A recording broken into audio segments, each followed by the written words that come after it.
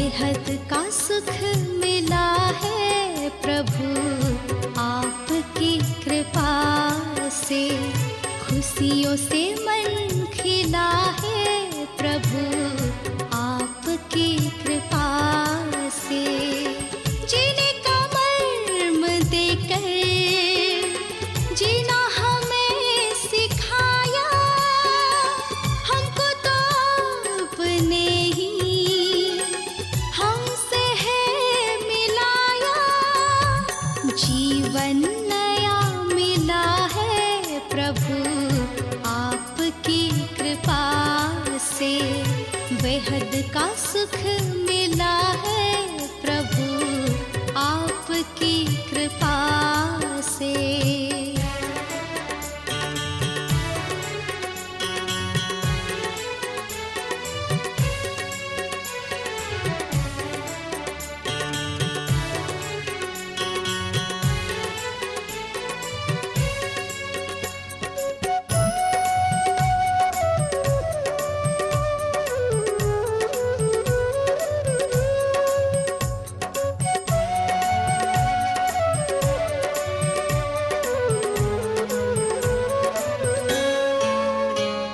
युग युग से ढूंढते थे मिल जाओ सच्चे साथी, पर नयनों के दिए में ना तेल था ना बाती।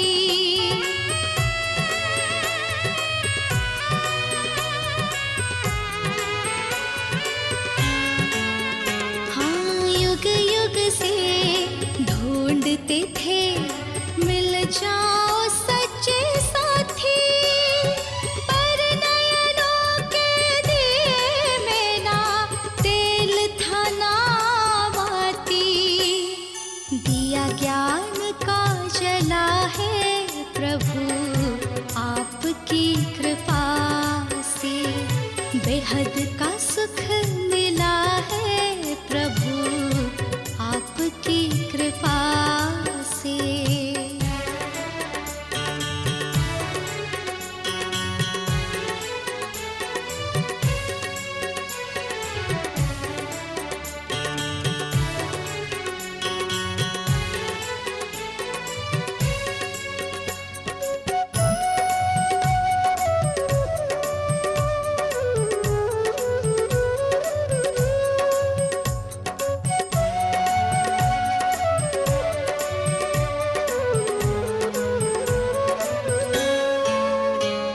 सुखी थी मन की धरती, प्यासा था दिल का ये आंगन।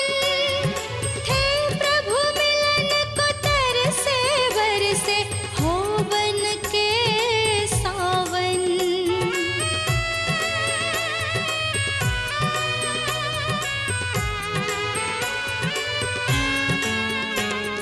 सुखी थी मन की धरती, प्यासा था दिल का ये आंगन। थे प्रभु मिलन को तरसे बरसे हो बन के सावन। अब हम पे सिलसिला है प्रभु आपकी कृपा से। बेहद का सुख मिला है प्रभु आपकी कृपा से। ओम शांति। करण करावनहार शिव बाबा हमें ऐसे कर्म सिखाते हैं जिससे मनुष्य आत्मा का जीवन परिवर्तन हो जाता है। कर्म करने की वो विधि जिससे मनुष्य आत्मा सिद्धि स्वरूप बन जाती है। यूँ तो हम सभी मनुष्य आत्माएं द्वापर से ही पुरुषार्थ की प्रारब्ध भोगती आई हैं, परंतु कौन सा श्रेष्ठ पुरुषार्थ है, कौन सा सतुप्रधान पुरुषार्थ है जिससे मनुष्य देवता बन जाए, जिससे कलयुगी दुनिया सतयुगी बन जाए। वो पुरुषार्थ, वो पुरुष बनकर रथ को चलाने की विधि केवल एक शिव बाबा हम सभी को सिखाते हैं। आज की मुरली हमें सतु प्रधान पुरुषार्थी कैसे बनना है उसका गुह्य अर्थ बता रही है और यथार्थ विधि सिखा रही है। सुनते हैं बाबा के मधुर महावाक्य। आज है 10 तारीख 10 मार्च 2025। बाबा के महावाक्य हैं, मीठे बच्चे, तुम्हें मनुष्य से देवता बनने की पढ़ाई पढ़नी और पढ़ानी है। सबको शांति धाम और सुख धाम का रास्ता बताना है। प्रश्न है, जो सतु प्रधान पुरुषार्थी हैं उनकी निशानी क्या होगी? ये सभी आत्माएं पुरुषार्थ कर रही हैं, बाबा की श्रीमत पर हम सभी कर्म कर रहे हैं, लेकिन सतु प्रधान पुरुषार्थी की निशानी क्या है? उत्तर है, वह औरों को भी आप समान बनाएंगे, वह बहुतों का कल्याण करते रहेंगे, ज्ञान धन से झोली भरकर दान करेंगे, 21 जन्मों के लिए वर्षा लेंगे और दूसरों को भी दिलाएंगे। तो चेक करेंगे सभी, हम सभी सतु प्रधान पुरुषार्थी हैं। आज का गीत है ओम नमो शिवाय।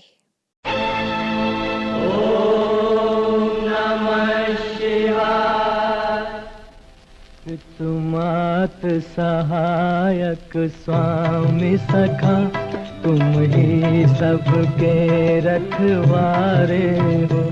जिसका कोई आधार नहीं, उसके तुम एक सहारे हो। तुमात सहायक स्वामी सखा, तुम ही सबके रखवारे हो।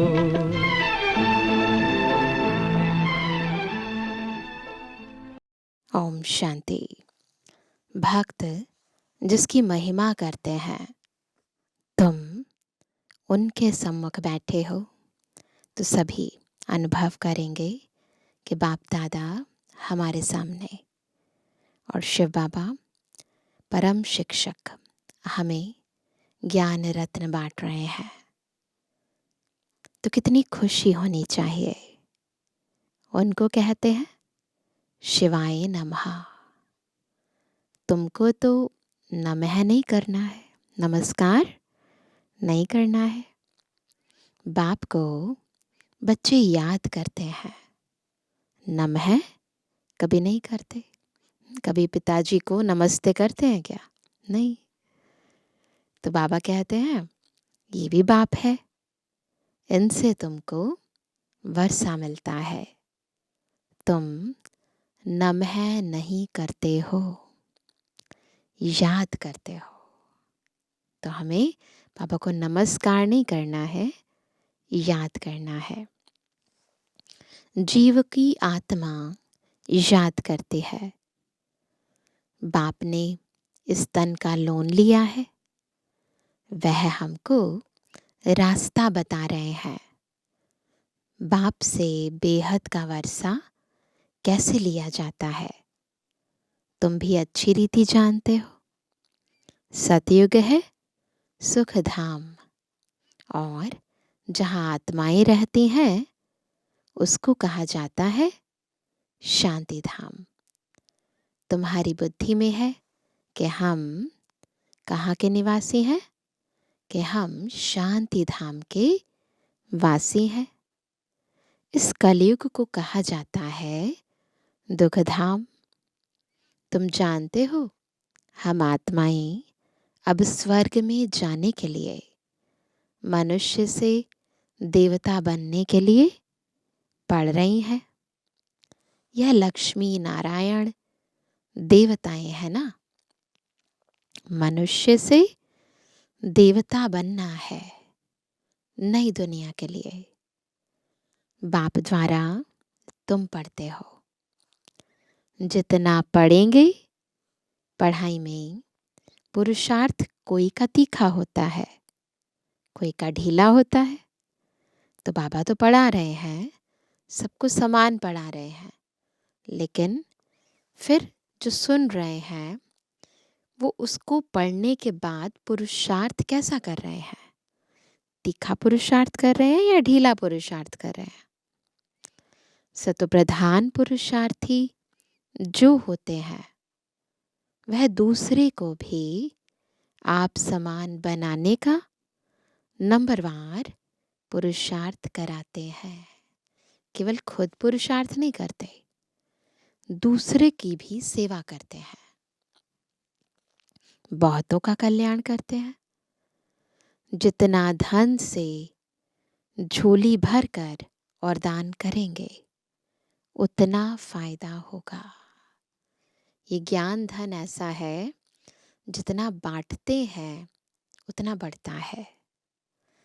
मनुष्य दान करते हैं, उसका दूसरे जन्म में अल्पकाल के लिए मिलता है, उसमें थोड़ा सुख, बाकी तो दुख ही दुख है। तुमको तो 21 जन्मों के लिए स्वर्ग के सुख मिलते हैं, है ना? वो तो थोड़े टाइम के लिए मिलता है, यहाँ 21 जन्म की प्रारब्ध मिलती है। कहाँ स्वर्ग के सुख, कहाँ यह दुख। बेहद के बाप द्वारा तुमको स्वर्ग में बेहद का सुख मिलता है। ईश्वर अर्थ दान पुण्य करते हैं ना, वह है इनडायरेक्ट। अभी तुम तो सम्मुख हो ना, अब बाप बैठ समझाते हैं। भक्ति मार्ग में ईश्वर अर्थ दान पुण्य करते हैं तो दूसरे जन्म में मिलता है। कोई अच्छा करते हैं तो अच्छा मिलता है, बुरा पाप आदि करते हैं तो उसको ऐसा मिलता है। यहाँ कलयुग में तो पाप ही होते रहते हैं। क्यों? क्योंकि कलयुग में हम हर कार्य देह भान वश करते हैं, विकारों के वश करते हैं। तो कोई भी कार्य विकारों के वशीभूत होकर किया उसके पापी बनते हैं। पुण्य होता ही नहीं, करके अल्पकाल के लिए सुख मिलता है।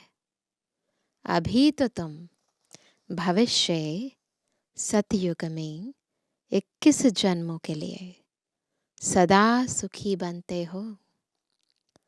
उसका नाम ही है सुख धाम। प्रदर्शनी में भी तुम लिख सकते हो कि शांति धाम और सुख धाम का यह मार्ग है। शांति धाम और सुख धाम में जाने का सहज मार्ग। अभी तो कलयुग है ना, कलयुग से सतयुग, पतित दुनिया से पावन दुनिया में जाने का सहज रास्ता बिगर कौड़ी खर्चा।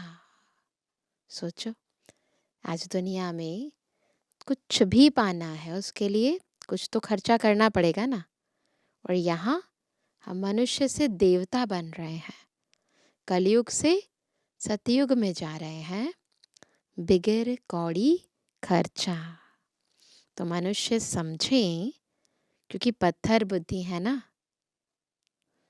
बाप बिल्कुल सहज करके समझाते हैं।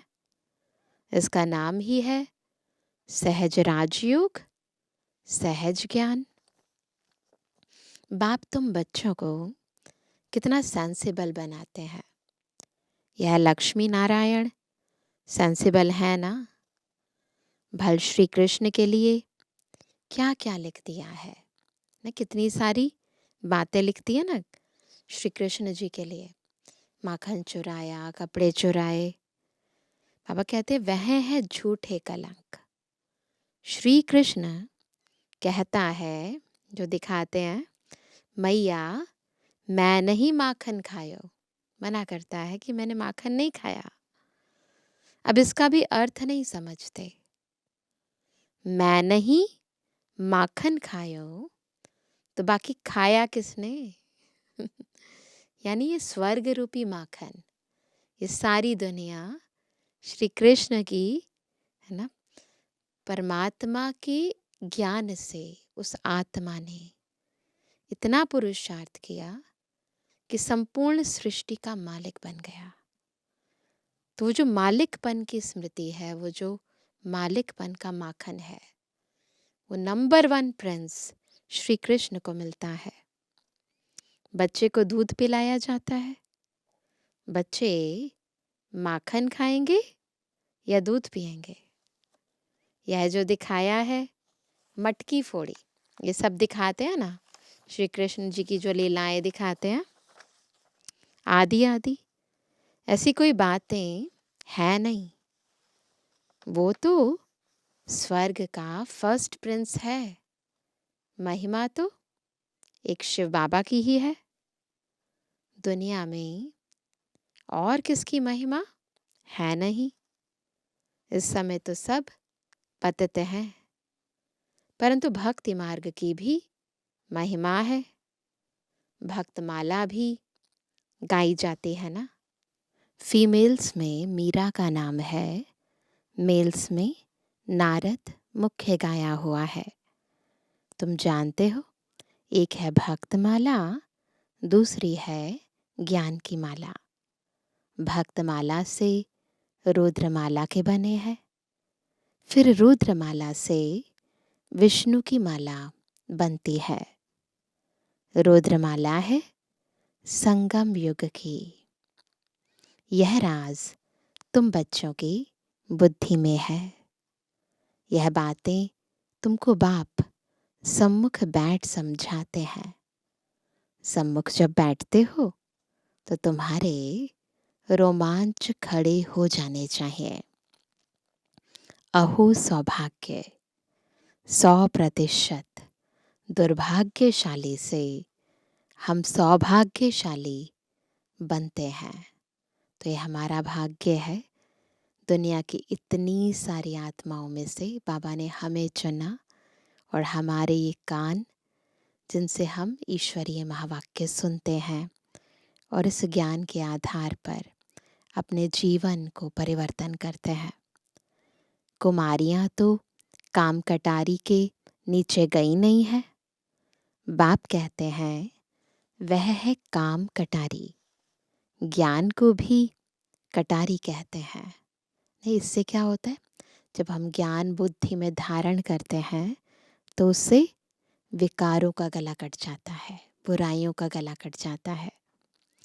बाप ने कहा है ज्ञान के अस्त्र शस्त्र, तो उन्होंने फिर देवियों को स्थूल अस्त्र शस्त्र दे दिए हैं। दिखाते हैं ना देवियों के हाथों में अनेक प्रकार के अस्त्र शस्त्र। सोचते हैं शायद उन्होंने असुरों को मारा है, पर बाबा क्या कहते हैं, असुरों को नहीं मारे, है ना, आसुरी वृत्तियों को मारा है, अंदर के विकारों को मारा है। और कैसे मारा है? ज्ञान के अस्त्र शस्त्र से। वह तो है हिंसक चीजें। मनुष्यों को यह पता नहीं है कि स्वदर्शन चक्र क्या है। वो क्या दिखाते हैं? स्वदर्शन चक्र को भी एक वेपन की तरह, एक हथियार की तरह दिखा देते हैं। शास्त्रों में श्री कृष्ण को भी स्वदर्शन चक्र दे हिंसा ही हिंसा दिखा दी है। वास्तव में है ज्ञान की बात। क्या करना है? अपने आदि मध्य अंत को जानना है, स्व का दर्शन करना है। तुम अभी स्वदर्शन चक्रधारी बने हो, उन्होंने फिर हिंसा की बात दिखा दी है। तुम बच्चों को अब स्व अर्थात चक्र का ज्ञान मिला है ना। सारे सृष्टि के आदि मध्य अंत का ज्ञान मिला है। तुमको बाबा कहते हैं ब्रह्मा मुख वंशावली, ब्राह्मण कुलभूषण, स्वदर्शन चक्रधारी। इतने ऊंचे, इतने अच्छे और ऊंचे सम्मान से बाबा हमें सजाते हैं और हमें बुलाते हैं। क्या बोलते हैं बाबा? ब्रह्मा मुख वंशावली, ब्राह्मण कुल भूषण स्वदर्शन चक्रधारी। इनका अर्थ भी अभी तुम समझते हो।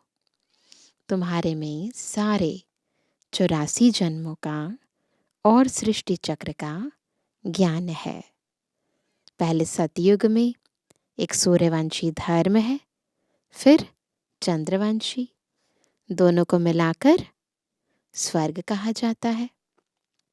ये बातें तुम्हारे में भी नंबरवार सबकी बुद्धि में है।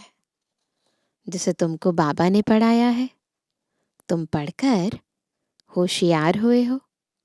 अब तुमको फिर औरों का कल्याण करना है, स्वदर्शन चक्रधारी बनना है। जब तक ब्रह्मा मुख वंशावली नहीं बने तो शिव बाबा से वर्षा कैसे लेंगे, है ना। बाबा से वर्षा लेना है तो पहले ब्राह्मण बनना पड़ेगा। अभी तुम बने हो ब्राह्मण, वर्षा शिव बाबा से ले रहे हो, ये भूलना नहीं चाहिए। पॉइंट नोट करनी चाहिए। यह सीढ़ी है 84 जन्मों की। सीढ़ी उतरने में तो सहज होती है। जब सीढ़ी चढ़ते हैं तो कमर को हाथ दे कैसे चढ़ते हैं, देखा है आपने, है ना। कभी कोई ओल्ड एज्ड लेडी या कोई जेंट्स जाते हैं तो कमर पर कैसे हाथ देकर फिर ऊपर चढ़ते हैं। परंतु लिफ्ट भी है। अभी बाबा आते ही हैं तुमको लिफ्ट देने, है ना। तो लिफ्ट से फटाफट ऊपर चढ़ जाएंगे। फिर कमर पर हाथ देने की, मेहनत करने की ज़रूरत नहीं है। सेकंड में चढ़ती कला होती है। अब तुम बच्चों को तो खुशी होनी चाहिए कि हमारी चढ़ती कला है। मोस्ट बेलिवेड बाबा मिला है। उन जैसी प्यारी चीज़ कोई होती नहीं। साधु संत आदि जो भी हैं, सब उस एक माशूक को याद करते हैं। सभी उनके आशिक हैं। तो बाबा है हमारा माशूक और हम सभी आत्माएं हैं बाबा के आशिक। परंतु वह कौन है, यह कुछ भी समझते नहीं है। सिर्फ सर्वव्यापी कह देते हैं। तुम अभी जानते हो कि शिव बाबा हमको इन द्वारा पढ़ाते हैं। शिव बाबा को अपना शरीर तो है नहीं, वह है परम आत्मा। परमात्मा माना परमात्मा, परम आत्मा यानी सुप्रीम सोल, यानी परमात्मा, दोनों को मिलाकर बना परमात्मा, जिसका नाम है शिव। बाकी सब आत्माओं के शरीर पर नाम अलग अलग पड़ते हैं। एक ही परम आत्मा है जिसका नाम शिव है। बाकी सबके नाम देह पर हैं, आत्मा पर नाम नहीं है। शिव बाबा का नाम आत्मा पर है और उनका नाम है शिव। फिर मनुष्य ने अनेक नाम रख दिए हैं, भिन्न भिन्न मंदिर बनाए हैं। अभी तुम अर्थ समझते हो। बॉम्बे में बाबूरी नाथ का मंदिर है। इस समय तुमको कांटों से फूल बनाते हैं। तो बाबा के नाम गुणवाचक हैं, कर्तव्यवाचक हैं। तो अभी बाबा हमें कांटों से फूल बनाते हैं। हम दुखदाई थे, दूसरों को दुख देते थे, जाने अनजाने ही सही, परंतु दुख देते थे। परंतु बाबा हमें सुख देवा बनाते हैं, है ना। हमारे कर्मों को श्रेष्ठ बनाते हैं, हमारी दृष्टि को आत्मिक बनाते हैं, रूहानी बनाते हैं। तो बाबा हमें इस समय कांटों से फूल बनाते हैं। तो बाबा कहते हैं विश्व के मालिक बनते हो तो पहली बात मुख्य यह है कि हम आत्माओं का बाप एक है। उनसे ही भारतवासियों को वर्षा मिलता है। भारत के यह लक्ष्मी नारायण मालिक है ना, चीन के तो नहीं है ना। चीन के होते तो शक्ल ही और होती। उनकी चेहरा तो अलग होता है ना। ये हैं ही भारत के। पहले पहले गोरे फिर सांवरे बनते हैं। आत्मा की बात है, पहले आत्मा गोरी होती है, पवित्र होती है, फिर अपवित्र बनती है। आत्मा में ही खाद पड़ती है, सांवरी बनती है। मिसाल सारा इनके ऊपर है। भ्रमरी कीड़े को चेंज कर आप समान बनाती है, भूं भूं करती है, उसे अपने समान बना लेती है। सन्यासी क्या चेंज करते हैं? वो तो कुछ नहीं बदलते। सफ़ेद कपड़े वाले को गेरू कपड़े पहनाकर माथा मुंडा देते हैं। बाह्य परिवर्तन होता है, आंतरिक परिवर्तन नहीं कर पाते। तुम तो यह ज्ञान लेते हो। ऐसे लक्ष्मी नारायण जैसा शोभनिक बन जाएंगे। ऐसा ज्ञान है जो जादू कर देता है, हमें लक्ष्मी नारायण के समान बना देता है। अभी तो प्रकृति भी तमो प्रधान है, तो यह धरती भी तमो प्रधान है, नुकसानकारक है। आसमान में तूफान लगते हैं, कितना नुकसान करते हैं, उपद्रव होते रहते हैं। अभी इस दुनिया में है परम दुख, वहाँ फिर परम सुख होगा। बाप परम दुख से परम सुख में ले जाते हैं। इनका विनाश होता है, फिर सब सत्व प्रधान बन जाता है। अभी तुम पुरुषार्थ कर, जितना बाप से वर्षा लेना है उतना ले लो, नहीं तो पिछाड़ी में पश्चाताप करना पड़ेगा। बाबा आया परंतु हमने कुछ नहीं लिया, फिर बाद में पछताना पड़ेगा ना। यह लिखा हुआ है, भंभोर को आग लगती है तब कुंभकर्ण की नींद से जागते हैं। ऐसे शास्त्रों में गायन है। सोए रहते हैं, जब भंभोर को आग लग जाती है तब जाके जागते हैं। फिर हाय हाय कर मर जाते हैं। हाय हाय के बाद फिर जय जयकार होगी। तो बाबा कहते हैं कलयुग में हाय हाय है ना, एक दो को मारते रहते हैं, बहुत ढेर के ढेर मरेंगे। कलयुग के बाद फिर सतयुग जरूर होगा। हर चीज पहले आदि होता है, फिर धीरे धीरे बढ़ते बढ़ते अति हो जाती है, फिर अंत होता है और फिर एक आदि होती है। तो ऐसे ही होगा दुनिया में भी। बीच में यह है संगम, इसको पुरुषोत्तम युग कहा जाता है। बाप तमो प्रधान से सत्व प्रधान बनने की युक्ति अच्छी बताते हैं। सिर्फ कहते हैं मुझे याद करो, और कुछ भी नहीं करना है। अभी तुम बच्चों को माथा आदि भी नहीं टेकना है।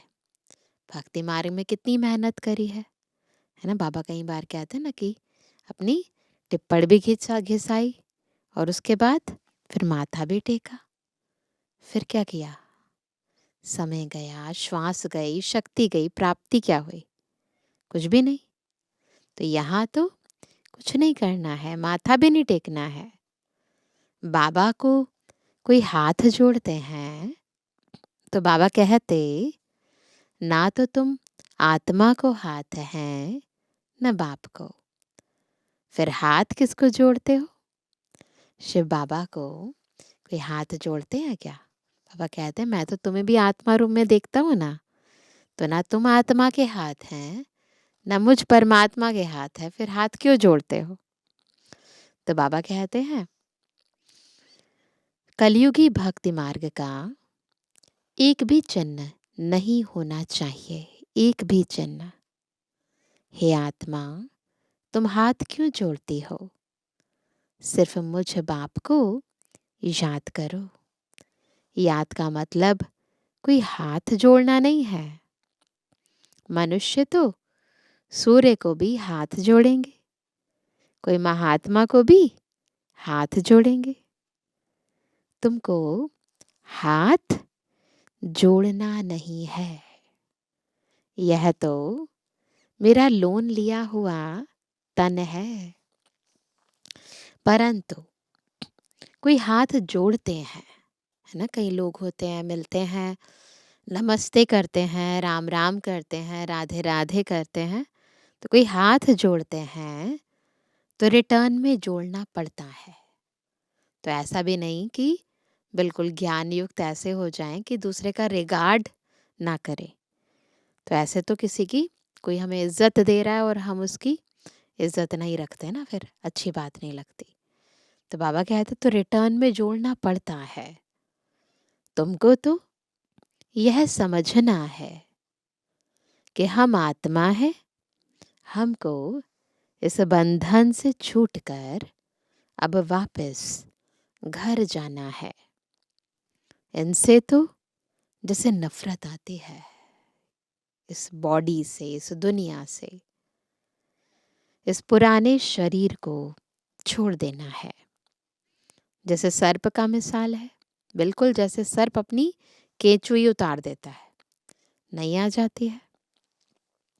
भ्रमरी में भी कितना अक्ल है जो कीड़े को भ्रमरी बना देती है।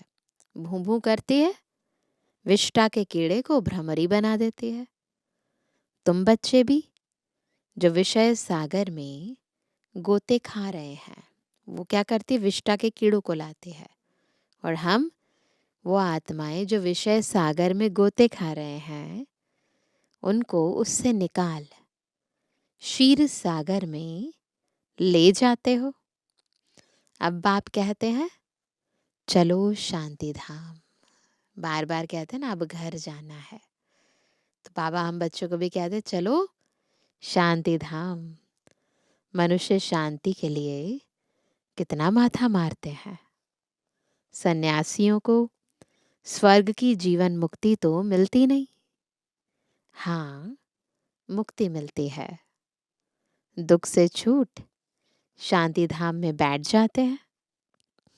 फिर भी आत्मा पहले पहले तो जीवन मुक्ति में आती है, पीछे फिर जीवन बंध में आती है। सबसे पहले जो हम परम धाम से आते हैं, 2 युगों तक जीवन मुक्ति है, उसके बाद जीवन बंध में आते हैं। आत्मा सत्व प्रधान है, फिर सीढ़ी उतरती है। पहले सुख भोग, फिर उतरते उतरते तमो प्रधान बन पड़े हैं। अब फिर सबको वापस ले जाने के लिए बाप आए हैं। बाप कहते हैं मुझे याद करो तो तुम पावन बन जाएंगे। बाप ने समझाया है जिस समय मनुष्य शरीर छोड़ते हैं तो उस समय बड़ी तकलीफ भोगते हैं, क्योंकि सजाएं भोगनी पड़ती हैं। शरीर छोड़ने से पहले जो कुछ भी किया है सारे उम्र में और कई बार पिछले जन्म का भी बिल्कुल रील की तरह सामने आ जाता है और सजाओं के रूप में मिलता है। जैसे काशी कलवट खाते हैं, क्योंकि सुना है शिव पर बलि चढ़ने से मुक्ति मिल जाती है। साकार मुरली है तो उस समय काशी कलवट खाना वो लोग खाते थे, भक्त लोग। अभी तो नहीं है। तो बाबा कहते हैं तुम अभी बलि चढ़ते हो ना। तो भक्ति मार्ग में भी फिर वह बातें चलती हैं। हम क्या बलि चढ़ते हैं? बाबा कई बार कहते हैं वो बकरे की बलि चढ़ाते हैं। हमें क्या चढ़ाना है? मैं, मेरापन। ये अभिमान चढ़ाना है, ये देहभान चढ़ाना है।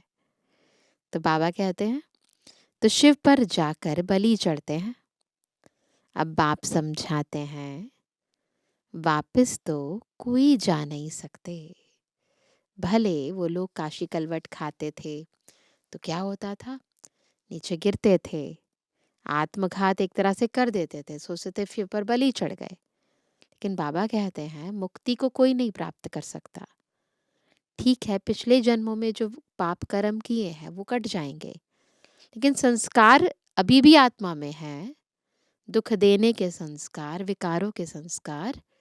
तो फिर अगला जन्म लेंगे तो फिर विकारी जन्म हो जाएगा, फिर नए सिर से पाप कर्म करने लग जाएंगे। तो बाबा कहते कि मुक्ति में कोई नहीं जाता है। हाँ, इतना बलिहार जाते हैं तो पाप कट जाते हैं, फिर हिसाब किताब नए सिर शुरू होता है।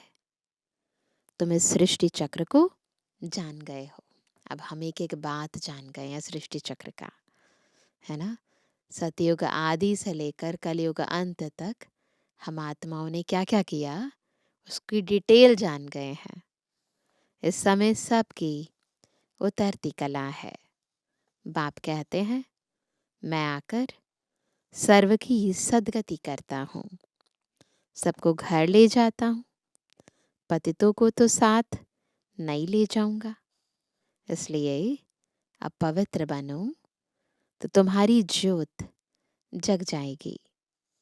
शादी के टाइम स्त्री के माथे पर मटकी में ज्योत जगाते हैं। यह रस्म भी यहाँ भारत में ही है, होता है ना ऐसे। स्त्री के माथे पर मटकी में ज्योत जगाते हैं, पति के ऊपर नहीं जगाते, क्योंकि पति के लिए तो ईश्वर कहते हैं ना, है ना। तो पति के लिए सोचते कि वही पति परमेश्वर है, उसे ईश्वर की तुलना में बना देते हैं। और खुद जो स्त्री है वो माथे पर मटकी में ज्योत जगाती है, तो आत्म ज्योत जगाते हैं। ईश्वर पर फिर ज्योत कैसे जगाएंगे? तो बाप समझाते हैं मेरी तो ज्योत जगी हुई है। बाबा तो सदा ही आत्मिक स्थिति में और आत्मिक स्मृति में ही है। हम आत्माएं खुद को देह ये मटकी समझ बैठे हैं। तो बाबा आते हैं तो हमें स्मृति दिलाते हैं कि हम कौन है। हम देह नहीं है, ये मिट्टी की देह नहीं है, हम आत्मा है। तो इसकी यादगार में फिर जब दुनिया के अंदर शादी होती है तो स्त्री के माथे पर मटकी रखकर फिर ज्योत जगाते हैं। मैं तुम्हारी ज्योत जगाता हूँ। बाप को क्षमा भी कहते हैं, है ना। बाबा क्षमा है और हम परवाने हैं। तो बाबा कहते हैं ब्रह्म समाजी फिर ज्योति को मानते हैं। सदैव ज्योत जगी रहती है, उनको ही याद करते हैं। अखंड ज्योत जगाते हैं ना, उनको ही भगवान समझते हैं।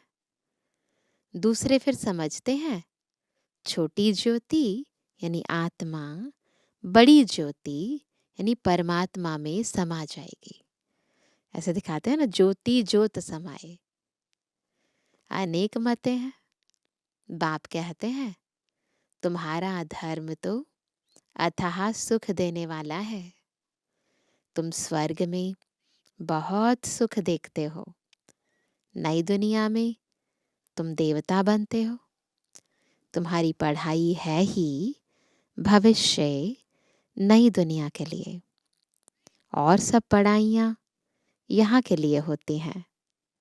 यहाँ तुमको पढ़कर भविष्य में पद पाना है।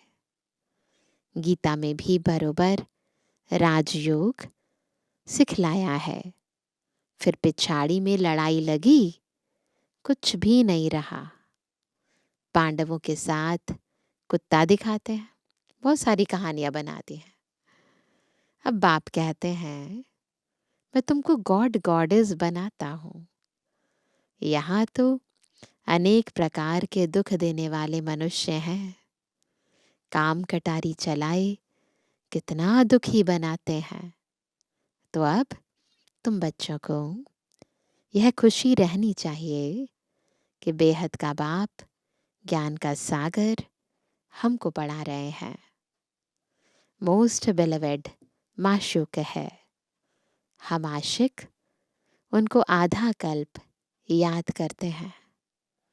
तुम याद करते आए हो, अब बाप कहते हैं मैं आया हूँ, तुम मेरी मत पर चलो। आधा कल्प से जिसे बुलाया, अब वो आया है। अब आया है तो उसका कहना भी तो मानना पड़ेगा ना। अपने को आत्मा समझ, ये है बाबा की नंबर 1 श्रीमत।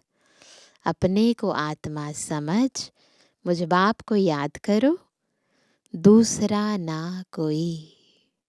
सिवाय मेरी याद के तुम्हारे पाप भस्म नहीं होंगे। हर बात में सर्जन से राय पूछते रहो, बाबा राय देंगे। ऐसे ऐसे तोड़ निभाओ। अगर राय पर चलेंगे तो कदम कदम पर पदम मिलेंगे। राय ली तो रिस्पॉन्सिबिलिटी छूटी। बाबा की श्रीमत प्रमाण चलेंगे तो बाबा रिस्पॉन्सिबल है। फिर हमें ज़्यादा सोचने की ज़रूरत नहीं है। अपने आप बाबा हर बिगड़ी को बना देगा। अच्छा, तुम लकी सितारों पे याद प्यार नंबरवार पूछा करता। रूहानी बच्चों की, रूहानी बाप दादा को गुड मॉर्निंग, नमस्ते नमस्ते नमस्ते। धारणा के लिए मुख्य सार पहला, बेहद के बाप से बेहद सुख का वर्षा लेने के लिए डायरेक्ट ईश्वर अर्थ दान पुण्य करना है। ज्ञान धन से झोली भरकर सबको देना है। दूसरा, इस पुरुषोत्तम युग में स्वयं को सर्व बंधनों से मुक्त कर जीवन मुक्त बनना है। भ्रमरी की तरह भूं भूं कर आप समान बनाने की सेवा करनी है। आज का वरदान है, सर्व प्राप्तियों के अनुभव द्वारा पावरफुल बनने वाले सदा सफलता मूर्त भव। कैसे बनेंगे सदा सफलता मूर्त? जब सब प्राप्तियों के अनुभव से खुद को पावरफुल बनाएंगे। जो सर्व प्राप्तियों के अनुभवी मूर्त हैं वही पावरफुल है। तो एक है सर्व प्राप्तियां होना, वो तो हो ही रही हैं, परंतु एक एक प्राप्ति का अनुभव करना है ना, तो पावरफुल बनेंगे। ऐसी पावरफुल सर्व प्राप्तियों की अनुभवी आत्माएं ही सफलता मूर्त बन सकती हैं। क्योंकि अभी सर्व आत्माएं ढूंढेंगी कि सुख शांति के मास्टर दाता कहाँ है। तो जब आपके पास सर्व शक्तियों का स्टॉक होगा तब तो सबको संतुष्ट कर सकेंगे। स्टॉक होगा तभी तो दे सकेंगे ना। जैसे विदेश में एक ही स्टोर से सब चीज़ें मिल जाती हैं, अभी तो यहाँ भी मिल जाती हैं। ऐसे आपको भी बनना है ना। सब चीज़ें, सुख भी, शांति भी, आनंद भी, प्रेम भी, पवित्रता भी, सब चीज़ें एक ही जगह। तो सारी शक्तियों का स्टॉक, सारे गुणों का स्टॉक, ज्ञान के गुह्य रहस्यों का स्टॉक। ऐसे नहीं सहन शक्ति हो सामना करने की नहीं, सर्व शक्तियों का स्टॉक चाहिए, तब सफलता मूर्त बन सकेंगे। स्लोगन है, मर्यादाएं ही ब्राह्मण जीवन के कदम हैं। कदम पर कदम रखना माना मंजिल के समीप पहुंचना। तो इसलिए मर्यादाओं पर चलते रहो। सुनते हैं आज का व्यक्ति इशारा। सत्यता और सभ्यता रूपी कल्चर को अपनाओ। आजकल कोई कोई एक विशेष भाषा यूज करते हैं कि हमसे असत्य देखा नहीं जाता, असत्य सुना नहीं जाता। बहुत लोग ऐसे कहते हैं ना इसलिए असत्य को देख, झूठ को सुन करके अंदर में जोश आ जाता है। कहते हैं वैसे तो मुझे गुस्सा नहीं आता, कोई झूठ बोले ना फिर बहुत गुस्सा आता है, ऐसे बहुत लोग कहते हैं। लेकिन यदि वह असत्य है और आपको असत्य देखकर जोश आता है, तो वह जोश भी असत्य है ना। देहभान वश आया ना, तो असत्य है।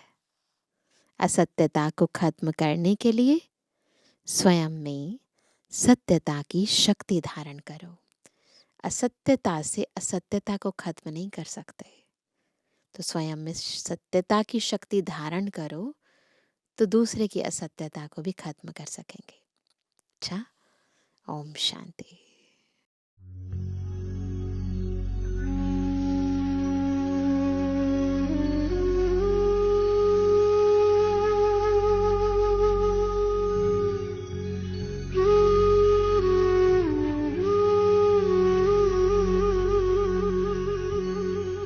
अब तेरे बिन एक पल ना बीते बाबा, अब तेरे बिन एक पल ना बीते बाबा।